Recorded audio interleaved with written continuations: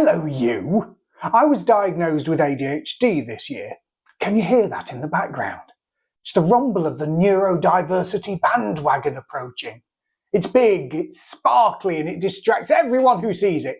Yeah, I know, another middle-aged ADHD diagnosis. It's almost as if everyone has moved on and is trying to find something new to talk about. Honestly, the ADHD analogies just write themselves. So, why did I investigate ADHD? I'm a trusted senior leader, so you may think that ADHD has never really affected me. I've done all right. But there are many things that I've had to create coping mechanisms for, like departmental budgets, for example. I used to describe it as letting my brain sneak up on them. It's like I'm watching the budget process out of peripheral vision, letting it get started. Maybe it makes a little spreadsheet nest and then suddenly I pounce and add my spreadsheet in one frantic afternoon. If I just sat down without sneaking up on them, my brain would become smooth and shiny like a great big conker. Numbers would just slide off it. The issue came in the tension between the time it took me to sneak up on it and the deadlines. If I waited too long, just had to deal with my conker.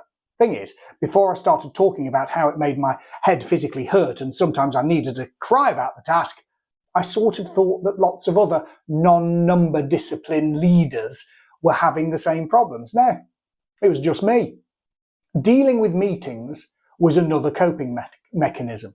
I learned not just to say the first thing that comes into my head when I was on the BBC's flagship management training course. So after a long day in the classroom, the learners had dinner with a BBC bigwig, and we're talking Elton John with the ship in his hair kind of size wig. They asked the group, what's the best thing you've broadcast this year? They were silent, so I jumped in talking about a touching interview with a man learning to deal with his schizophrenia. They all stared at me aghast.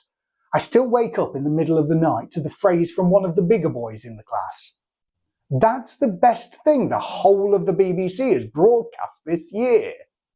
I was tired, overwhelmed, overstimulated, and hadn't heard the question, which was, what was the best thing the BBC had broadcast this year? It looked like I was the most arrogant broadcaster. That's really saying something.